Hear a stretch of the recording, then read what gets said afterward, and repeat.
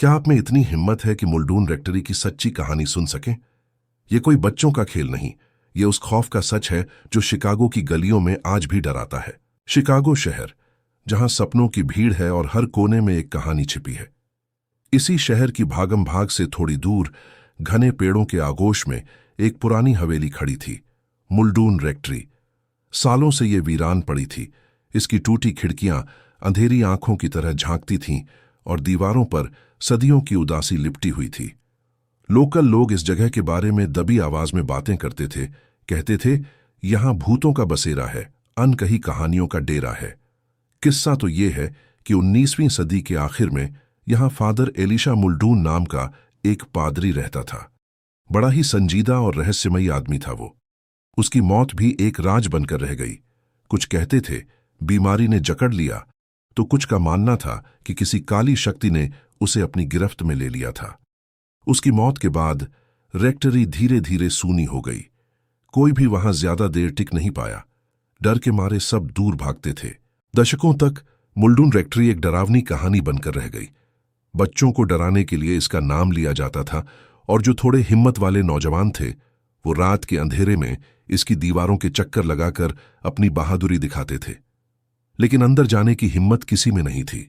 कहते हैं, जो गया वो लौटकर नहीं आया, या आया तो उसकी जुबान बंद हो गई।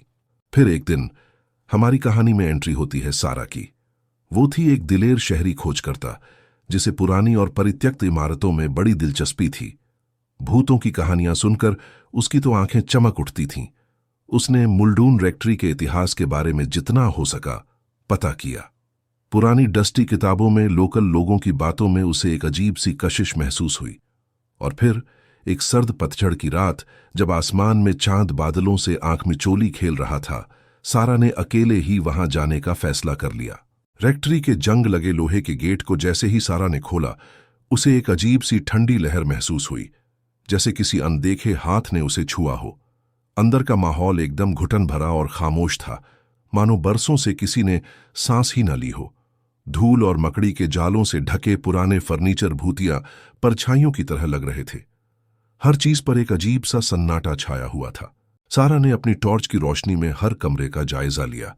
दीवारों पर उखड़े हुए वॉलपेपर और फटी हुई पुरानी तस्वीरें एक बीते हुए जमाने की दर्द भरी दास्तान सुना रही थीं। फादर मुल्डून की एक धुंधली तस्वीर एक टूटी मेज पर औंधी पड़ी थी। उनकी आंखें अंधेरे में भी जैसे सारा को घूर रही थीं। सारा को एक अजीब सी बेचैनी होने लगी। जैसे ही सारा ऊपरी मंजिल पर पहुंची, उसे एक धीमी कराहने की आवाज सुनाई दी। डर तो लगा, जैसे कलेजा मुंह को आ गया हो, लेकिन उसकी जिज्ञासा उससे भी ज्यादा जोरदार थी। आवाज एक बंद कमरे से आ रही थी। उसने धीरे से दरवाजा खोला। कमरा पूरी तरह से अंधेरे में डूबा हुआ था। हवा भारी और नम थी और एक अजीब सी बदबू हवा में तैर रही थी, जैसे पुरानी मिट्टी और मुरझाए हुए फूलों की मिली जुली गंध। अचानक सारा को लगा कि उसके ठीक पीछे कोई खड़ा है। उसने झट से पलटकर देखा, लेकिन वहां कोई नहीं था। बस अंधेरा था और उस अजीब सी गंध का एहसास। तभी कमरे के बीच में रखी एक पुरानी रॉकिंग चेयर धीरे धीरे हिलने लगी। उसकी धीमी लयबद्ध चरमराहट उस खामोश कमरे में एक भयानक संगीत की तरह गूंज रही थी। सारा की सांसें हलक में अटक गईं। वो जानती थी कि वहां कोई नहीं है जो उस कुर्सी को हिला सके। ये तो जरूर कोई गड़बड़ है। डर के मारे उसके पैर जैसे जमीन में जम गए। वो उस हिलती हुई कुर्सी को देखती रही। उसकी आंखें अंधेरे में कुछ खोजने की नाकाम कोशिश कर रही थीं। अचानक कुर्सी तेजी से हिली और फिर एकदम से रुक गई। उसी पल सारा को अपने कान के पास एक ठंडी फुसफुसाहट सुनाई दी। दूर चली जाओ। आवाज इतनी धीमी थी कि सारा को पहले तो लगा कि ये उसका वहम है, लेकिन उस बर्फ जैसी ठंडक और उस भयानक एहसास ने उसे बता दिया कि वो अकेली नहीं है। इस कमरे में कोई और भी है, कोई ऐसी शक्ति जो उसे वहां नहीं देखना चाहती। सारा पलटी और जितनी तेजी से हो सका कमरे से बाहर भागी। सीढ़ियों से नीचे उतरते वक्त उसे लगा कि कोई उसका पीछा कर रहा है। उसकी पीठ पर एक ठंडी हवा का झोंका महसूस हो रहा था, जैसे किसी ने उसे छूने की कोशिश की हो। दिल उसका धक धक कर रहा था, मानो अभी बाहर निकल आएगा। वो लड़खड़ाती हुई मुख्य दरवाजे तक पहुंची और उसे खोलकर अंधेरी रात में भाग गई। उसने पीछे मुड़कर नहीं देखा, न ही कभी दोबारा उस भयानक मुल्डून रेक्टरी के पास जाने की हिम्मत की। उसकी रातों की नींद उड़ गई थी। हर आहट पर उसे वहीं ठंडी फुसफुसाहट सुनाई देती थी। उस रात के बाद सारा ने जो कुछ भी उस रेक्टरी में महसूस किया उसे कभी नहीं भुला पाई। वो जानती थी कि मुल्डून रेक्टरी सिर्फ एक वीरान इमारत नहीं थी। वहां कुछ भयानक और बेचैन आत्माएं मौजूद थीं।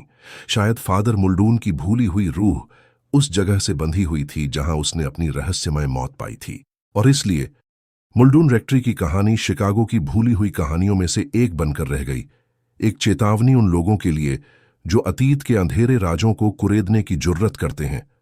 इसकी दीवारों के भीतर की खामोशी आज भी उस भयानक रात की गवाह है जब एक अकेली लड़की ने एक भूले हुए पादरी घर के सच्चे भूतिया आतंक का सामना किया था। कहते हैं आज भी पूर्णिमा की रात को उस रेक्टरी के आसपास अजीब सी आवाजें सुनाई देती हैं और कभी-कभी खिड़कियों में एक धुंधली सी परछाई नजर आती है। शायद फादर मुल्डून आज भी वहीं भटक रहा है, अपनी अधूरी कहानी सुनाने के लिए, या शायद किसी और रूह का इंतजार कर रहा है। कौन जानता है। ये तो बस मुल्डून रेक्टरी की अनकही कहानियां हैं जो हवाओं में आज भी गूंजती हैं, डरने वालों के लिए।